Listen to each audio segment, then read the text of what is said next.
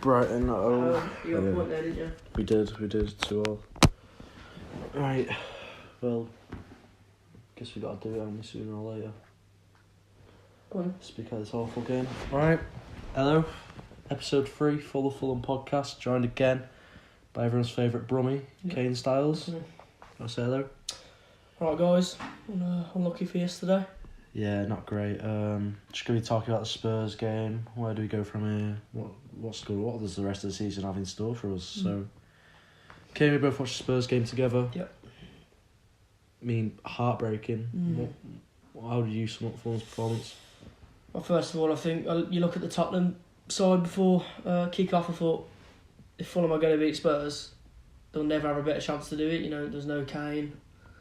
Son was out, of course. And then I thought when you went 1-0 up, I thought, here we go. It's going to be the massive win for us. I genuinely thought you would go on to win the game. I didn't see Spurs getting back into it. I don't think they were in any real danger in the first half. Fulham had the better chances. Ryan Babel probably should have scored one of his attempts.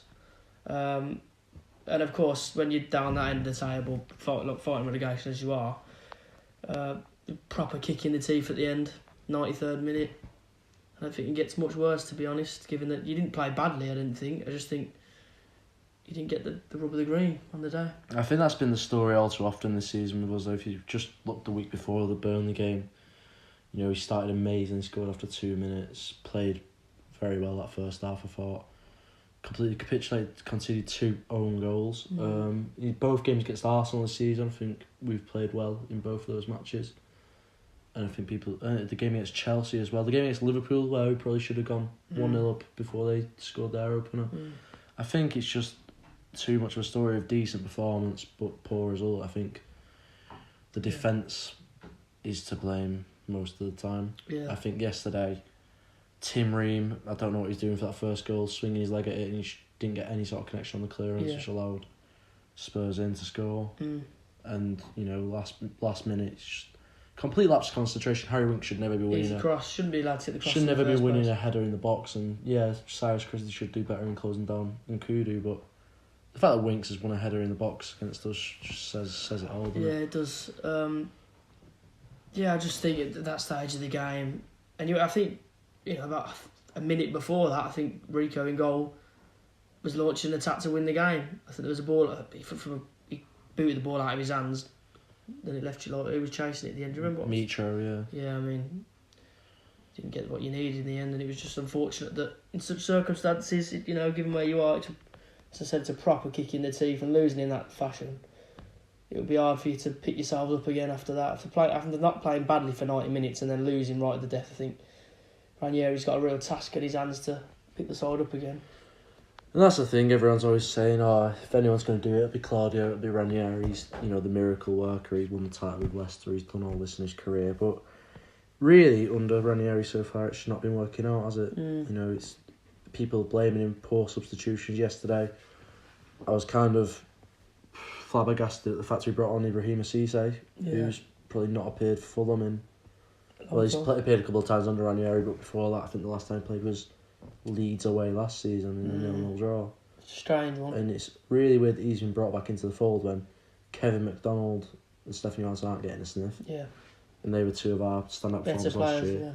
I thought Seri wasn't too bad yesterday. I'm a massive critic of his, but, you know, I was saying to you every time he stepped up to take corners, like, he doesn't beat the first man with his corners. But, you know, yesterday, the set pieces were a lot better. I mean, the one that we did score from, you say he did beat the first man again, but luckily the first man turned it in his own net. Yeah, Babel probably should have scored. Mitrovic was offside for that disallowed goal. Yeah, I thought... But how did you think Babel played? I liked Babel. I said we had this conversation yesterday. Was it his debut yesterday? It was his debut, yeah. I think, he come straight in. I thought he could have looked lively. I think he offers something different, Ryan Babel. I think he's one of those players that never really lived up to his potential. When he was at Liverpool, I always thought he was handy. There was a few teams interested in the Premier at that time before he moved. Was it back to Ajax or? I think he went to Hoffenheim. Hoffenheim, then to Ajax again. I think it was. I think Ryan Babel's a bit of a wild card. I mean, you paid under £2 million for him. 6-month deal.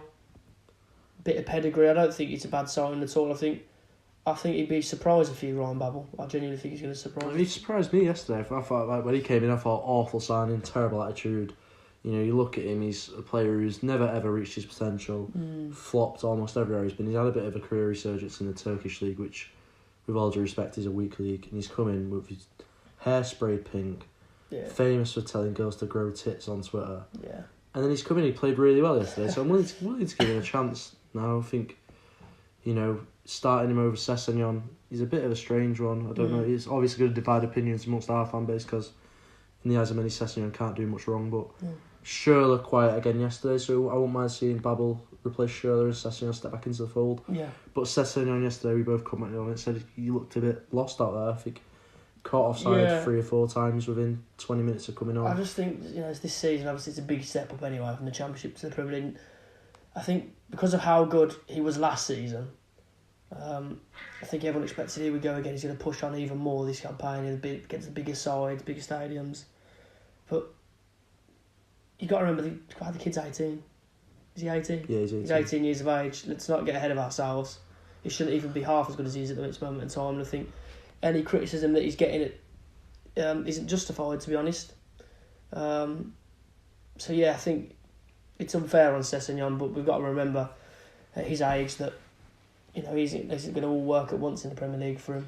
I mean, it is a lot to put on his shoulders to point to him as our main man, but, you know, last season he was our top scorer. His positioning last season was his best asset, I thought. Yeah. I thought, you know, many people said, he's a tapping merchant, or he can only score easy goals, but, you know, his positioning was always perfect. So many rebounds, that playoff semi-final goal against Derby, prime example. But yesterday, he was caught offside 3 or 4 times. Yeah.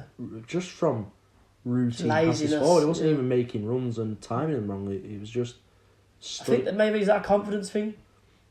Potentially, you know, it's the worst. He's only played in good Fulham sides. He's only played in sides that are challenging for top games. 6 in the Championship, and, you know, he's been dropped for the first time in his career. I think Jukanovic always had the faith in him to deliver. Always started him. He was an ever-present last season for a lot of the time, and I think he got dropped once last year. I'm not sure which game it was. And, you know, he's come in this year. Ranieri's come in. He's shown him he's not always the first name on the team sheet. Babel's come in, started ahead of him, and I mean, he wasn't great yesterday, Sessegnon, but I think it's time to. You just got to be a bit patient. That's funny to say, that's a bit ironic, but I think you have to be a bit more patient with him, to be honest. But obviously, given the situation you're in, it's not ideal. You want him to be delivering. And that's the thing. I think this is, if we're being realistic, 15 games to go in the Premier League. I think we're heading towards relegation for the last 15 games. Sessegnon will play for us. And I think if he's gonna push on and help us stay up, it's got to be now. I don't think we can be pushing. There's no time for chances now. It's now or never, isn't it? Exactly. I think with him under 4, I think the right decision is maybe to drop him. He's 18. He's all the potential in the world. But he's not good enough yet. Yeah. At this level, understandably as well. We are after results. If we were up in 11th, 12th, I mean, play him every game, give him as much game time as you can. Yeah. But now he's gone from being our best player last season to playing him to give him the experience rather than to get results from the club. Yeah, I agree with that.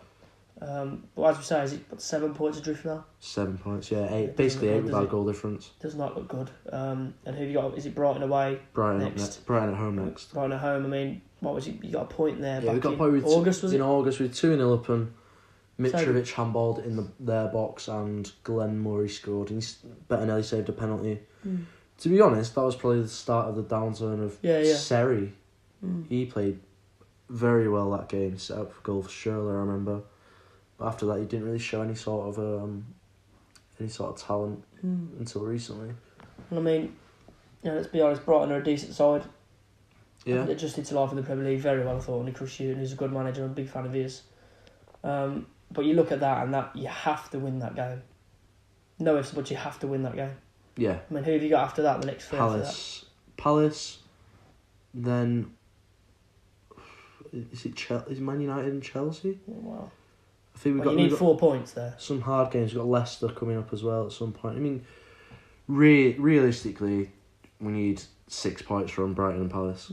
You got to win these 2 games. And hope that the other teams above you don't pick up any more points.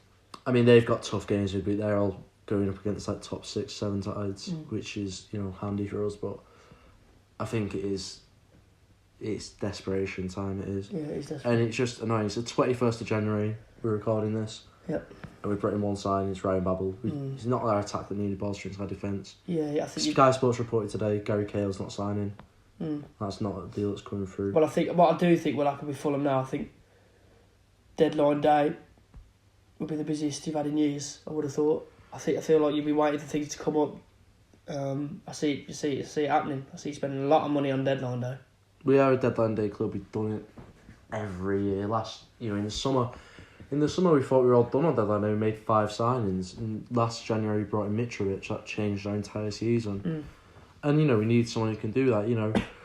I spoke to you before we started recording about the links to Mehdi Benatia. Yeah, wow. That's surely not going to happen. Well, who's Benatia? Is Juventus? Yeah, he's at Juventus. He's not getting starts because he's Bonucci. Well, can you get him on? Rugani, Well, it wouldn't be a permanent deal, would it? Let's not you be wouldn't think so, would you? It'd be a loan deal with them, probably.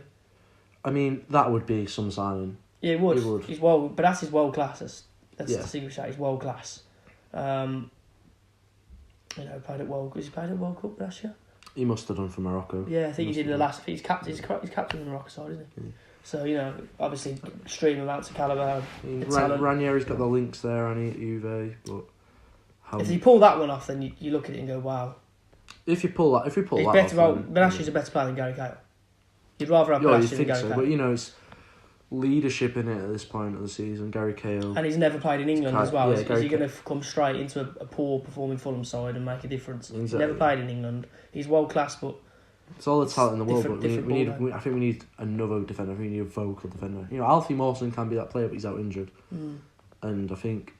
What about the rumours of Alfie Mawson injury? Then have you seen them? Oh yeah, he's out for a while because he put his boots on wrong. I'm not sure. He's been playing like he said his boots on the wrong feet all season, but I'm not sure how that's happened. I'm not sure how long he's out for. It's all really up in the air. It's one of those, isn't it, where people say it's a knee injury, he'll be back in a couple of weeks, but a couple of weeks come and go. Bloody Anguisse has been out for God knows how long. He's been out since the United game where he got a red card and then he got an injury. I don't know if that's an actual injury or if he's just been frozen out of the squad. Yeah, he's our record signing. There's no sign of him. I think now it's last ditch. You need a miracle to happen. I think you need to put the players that got you in this position in the first place back in there. I would look at putting you Hudson back in the side. Possibly considering putting McDonald back in. Huge rumours that both of those two are off. Johansson put on his Instagram story yesterday like a suitcase of him going through an airport. AC Milan linked to him. To Johansson? Yeah, strange one. He's a great player. I love Stefan Johansson. I'll defend him all the way to the end, but I don't understand. Callum Chambers being one of our best midfielders. Tom Kearney not even getting a look in now. He's not. I was so shocked yesterday when we brought Cisse on instead of Kearney. I can't imagine how that makes the entire contingent of players who got us up. Their captain. He's not getting a sniff yet. The player we've always looked towards is being frozen out of the squad, and it doesn't bode well. Doesn't make sense, does it? Doesn't bode well. It's not fair for one. No. It's unforgiving, isn't it? And you look at the players who are still in the squad from the Championship. You've got the two scapegoats of the team. You've got Dennis Adoy, Tim Ream. Yeah. And then Mitrovic, who's the only beacon of hope. Yeah, he's the hub. You think he's the hub, but doesn't look good. And Cyrus Christie, but Cyrus Christie kind of like a new sign because he didn't get a game. He's definitely a player that you should have been looking to replace this window. I think. Yeah. So you looked at Victor Moses, didn't we? We talked about that. Yeah, Victor Moses apparently that's Fenerbahce, as is Danny Drinkwater apparently. All right, so they're doing a double thing with them rather than you. Yeah, it seems that way. Well, that's not ideal, is it? I mean, as I say, I think deadline day will be the busiest Fulham fans will be involved in for years. I mean, desperation, yeah, but I think now, you look how many days left, 11 days, 10 days? Yeah. There'll be a lot of money thrown around. I think you'll be paying a lot of money. It's annoying because, we're on the 25th of January. We've thrown away 4 points, in my opinion. I think that against Spurs, maybe 3 points was a bit ambitious, but definitely a point was there to be gained against a team that like stripped of their best players, and it was just defensive mistakes that cost us. We easily could have got a draw there, and it's Burnley, 2 own goals to lose 2-1 to a team that not had a shot on target is inexcusable. Yeah. And I feel like that wouldn't have happened if someone of the calibre of Gary Cahill had been brought in. If Nathaniel Klein would have been brought in when we linked to him. And Khan's just left it so late. Yeah. And to the point where 2 games have come and gone. If we'd gained 4 points there, the gap's down to 3. Yeah. And, it's all You're right back in it, a lot more likely. For sure. You're 1 away, we're going to Brighton thinking, right, we can get out of the relegation zone with this. Yeah, it's how your head's up, your towers, yeah, I suppose. You know what I mean? But now 7 points, you need 3 games to go your way. Yeah. And it's just not happened all season, We've had 3 wins all season, they've all been at home, they've all been against relegation candidates. We beat Southampton, Burnley and Huddersfield. All 3 games decided by Mitrovic goals. Yeah. What does that tell you? Tells you that he's just everything for us. We rely on him so much. Yeah. And yeah, as you say, I think you've got to look to bring a striker in now, haven't you? A striker. I think so. You talk about that, Mitrovic, all your dependencies on him. And who else? You've got Kamara, Schürrle. Kamara's, haven't been very good, have they? I mean, Schürrle's been alright. Schürrle's glimpses. Laziness, but he's been firing goals. He's just been getting the odd one here or there. Kamara basically throws out the squad. I don't know if you've been keeping up with that. He's got. And he missed the penalty, didn't he? He got in a fight with Mitrovic during a yoga session, and Ranieri's. That doesn't sum up the mood at the minute. Yeah, exactly. Ranieri's been fuming with him, and he's just not been in the squad the past 2 match days, and he seems to be on his way out. Which is a shame because I think Kamara is the type of player who could change a game. I think yesterday's game was set up for him to come on. Yeah. At 1-0 and just make him a nuisance of himself, which is what he's the best at in the league. I don't think that, other than maybe Adama Traore, I don't think there's a player I'd want on the pitch as the one player. When you're sitting 10 men behind the ball and you're one up there, I think Kamara's the kind of guy you want pressing defenders. Yeah, of course. Yeah, ridiculous amounts of pace, isn't it? Yeah, we say about Rico's long ball yesterday, that Mitrovic was chasing. If Kamara was chasing, it's a completely different story. I think that he can, maybe not get there, but get a touch on it, take it around the keeper, win a penalty or something. Yeah, with something defenders knowing what he has, what he possesses. I mean, it's going to put you under more pressure. It's possibly forcing you into making a mistake, but obviously you've been frozen out of the squad. You haven't got the opportunity to do that. And he's the type of player I think you throw on towards the back end of games, like Wolves have been doing with Adama Traore. Yeah. He's always a good option to have that amount of pace. Speed kills. So let's see what if he comes back into the fold. As we say, I think you desperately need another striker in. Yeah. Something different. I think it is the defence. Who was you linked with? Was it Slimani? Slimani. Yeah, we were linked with Slimani at one point, but that's all gone very quiet. I think that he's too similar to Mitrovic. Yeah, I think if you look at that and Kamara's pace, I mean, who do you look at? I mean, we've been with Mikel Antonio, but he doesn't really do it for West Ham nowadays. No. And Arnautovic is going there, so I think they'll be reluctant. And he's been playing wing back at times for West Ham, from what I've seen. Yeah, I mean, maybe we'll bring him for that position. Cyrus Christie and Joe Bryan both been really, really underwhelming. Yeah. But, you look towards Brighton, that is... Biggest game of the season, I'm not even going to say that now. I'm not going to say it's make or break because I think we're already broken. Okay. I think it's gone. I think we'll see if you're saying that if you beat Brighton on Saturday, though, because if you are able to do that, then it's 4 points. You think, right, a win and we nick a point somewhere, and other teams above us have got 3 difficult games. Then it's a different story. So, and I think you've got to look at it positive. There's still 10 days left of the transfer window. Yeah. We'll see who you can bring in. They know they've got to bring someone special who can make a difference in. And if you can do that, who knows? It could galvanise the squad and really get everyone up for it, unite the fan base. Yeah. Let's see who you bring in. I think that you missed the truth. I think you're going to bring a real marquee signing. I really do. I genuinely. I don't know who it is. You've had all these big names, Benatia mentioned, Drinkwater, Moses. I think for you to be saying, you've got to bring in someone that's going to make a real difference, and you've got to pay a lot of money for him. But I see you getting like a fancy loan, a big name on loan. Yeah. That's what I think is going to happen. I mean, 7 points is just so many. Well, we've only got 14 all season. It's just bleak. I get that, but it takes one game, one opportunity to change the season. We look at Leicester, what Ranieri did there before, and obviously Pearson kept them up. But you look at them when that's the greatest example of them all, isn't it? Yeah. When he kept them up, I mean, Yeah, something can change, something can click. It just takes that one game. I think to get your towers back up. Let's see what happens. I mean, we did play really well yesterday. I was really impressed with the likes of Callum Chambers. I thought Seri was putting in one of his best performances in a Fulham shirt. I thought Mitrovic as good as ever. Babel, brilliant. Yeah.